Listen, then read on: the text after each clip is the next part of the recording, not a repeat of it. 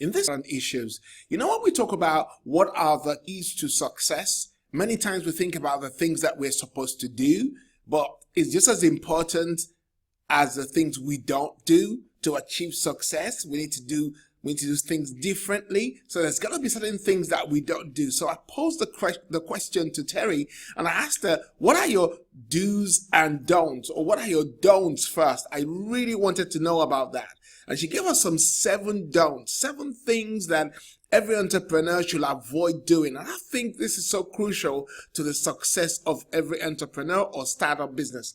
So I'm going to go through what she said. So number 1, she said that don't get too many in the kitchen. I said to her, what do you mean by don't get too many cooks in the kitchen? And help you tell your ideas to too many people. Don't discuss your business with too many people, because too many people don't understand. Many people means that you are actually in a very bad way, because you're talking to lots of people who are not really adding value to what you're doing. So it's important to just speak to a few that are going to contribute, or perhaps give good advice towards your business can go to the next level. So avoid talking to people into the kitchen. The second thing, number 2 on Terry's list of the don't hire people emotional attachment. Don't hire emotional attachment, meaning don't hire people because they need a job, or don't hire your family members or your friends because they need a job. Hire people for a job because they can do the job and you're pleased with them in their ability to add value to your business. That's why you hire them. She said that she doesn't hire her family members because they just want a job. She said that's the worst thing anyone can do, to get a friend on board simply because they need a job, even if they're not fitting to that particular role. So we're going to avoid doing that. So that's one of the don'ts, the second don'ts that Terry Gold talked about. Number 3, she mentioned that we should not take the employees or the people that we work with for granted. So don't take employees or people for granted, meaning pay them well, let them have good conditions. If you look at the business, the renowned Innocence that got sold to Coca-Cola or Google or Apple. Actually, I want to talk about Apple because, all the people I know that work for Apple want to stay there for a long time. The churn rate is is very low, but that's probably because they treat their employees well. The trainings that they get is tremendous amount of management training or product training that people can, that can translate to other areas of their lives. I mean, I've got a friend that works for Apple. He's so pleased with them. He's been there now for over 5 years and he's thinking about staying for a little bit longer than that, because they treat people well. So he's pretty pleased with how things work in Apple. Same with Google. The atmosphere is so relaxed and people come in, do the work. They enjoy the work. They enjoy the people. There's a company now from the US that has got a branch in London. It's called Pivotal. And they also the same thing, very relaxed.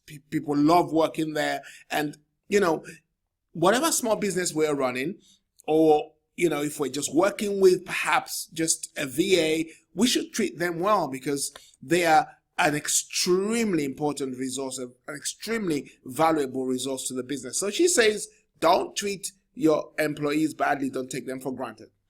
Number 4 of the don'ts on Terry's list is don't micromanage. Micromanage means that basically you tell them to do a job, but really you're standing over their shoulder, making sure they're doing it, and you're putting your finger on them and you're pointing out things and you're kind of not letting them get on with the job. If you are a manager, let them manage. If you are a cleaner, let them clean. If you hire a secretary, let them do the job and let them have the freedom to do it. I think one of the fears for us as startup businesses or small businesses or new businesses, as you might want to call it, is the fact that we don't want people to make mistakes on our account. And the point is, people always grow when they make mistakes. Let me share you a story. I have this story, and I've heard it so much that, I actually think it's probably true.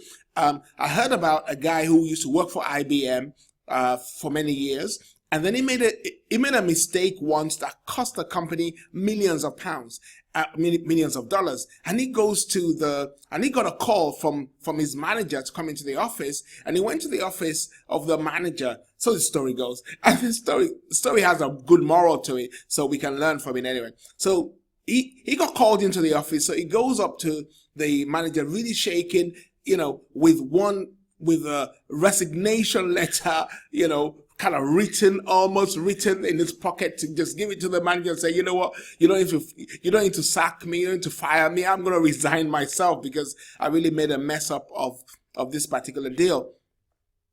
So he got into the manager's office, and the manager was asking him really what happened, and he was making up all these excuses, and then he finally said, you know what, I understand, I'll leave, I'll go get another job, and I'm so sorry that I didn't deliver for you, and and he made all this huge apology, and he was gonna walk away and leave the job, and the manager said, come back here, listen, you just learned.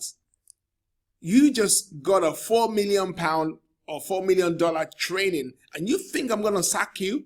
No, I'm not going to sack you. Go back and do your job and do it better next time. And the manager is absolutely correct.